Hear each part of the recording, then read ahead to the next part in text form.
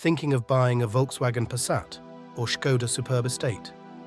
In this video, we give a detailed side-by-side comparison of both all-new 2024 vehicles, allowing you to decide whether to opt for Wolfsburg's legendary mid-range vehicle or its classy Czech stablemate instead.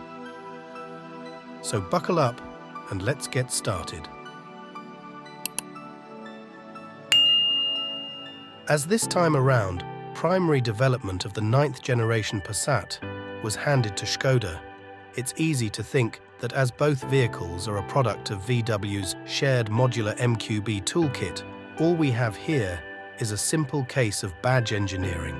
That argument is made stronger by the fact that both vehicles share the same range of engines, and that DCC or dynamic chassis control, VW's adaptive suspension setup, is an option on both as well.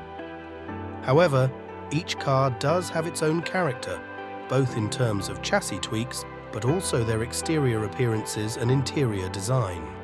The Skoda is more aggressive looking with a modern appearance that's consistent with other vehicles from the marque, although its last incarnation was arguably more distinctive.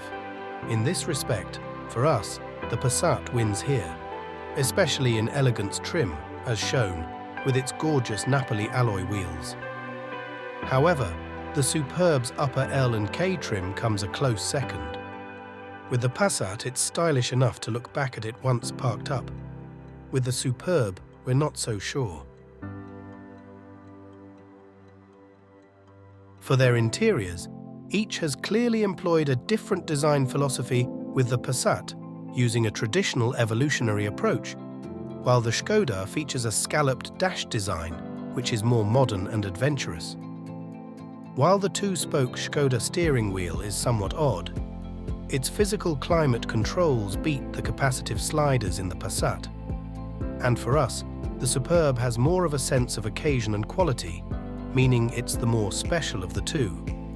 Both vehicles share a basic 12.9-inch infotainment display with tri-zone climate controls, upgradable to 15 inches on the VW. The center-front armrest storage design and inductive smartphone charging functionality is identical in both cars, as is the operation for the two adaptive cup holders in the front. Seats in both vehicles come with a choice of microfiber or artificial leather, with some trims in the Superb combining the two. Extendable seat thigh support operation is available in both cars, with options for massaging, heated and cooling seats too. Accommodation in the rear of both the Passat or Superb is excellent. Even when an option or a specific trim with a panoramic roof is chosen, taller passengers up to 190 centimeters in height will be comfortable, especially where legroom is concerned. The Skoda holds the advantage though, as rear seat sleep headrests are offered as an option, along with an integrated tablet holder. Both models feature adaptive cup holders in the rear armrest too, easy-to-latch ISOFIX points, rear window shades, and two USB-C charging sockets on the center console complete the rear equipment available, while an 8-speaker sound system is standard in both vehicles. For cargo, with the seats up, both vehicles offer up to 690 litres of space, also featuring an aluminium splitter system that allows the boot to be divided. For engine choices, the VW is currently offered with a base 1.5-litre or 2-litre diesel in some markets, although plug-in hybrid, 2-litre versions and all-wheel drive options will be added later this year. The same is true for the Superb, with the 1.5-litre engine offering an output of 150 brake horsepower, while the 2-litre diesel has the same power, although more low-end torque. So, which vehicle would you choose?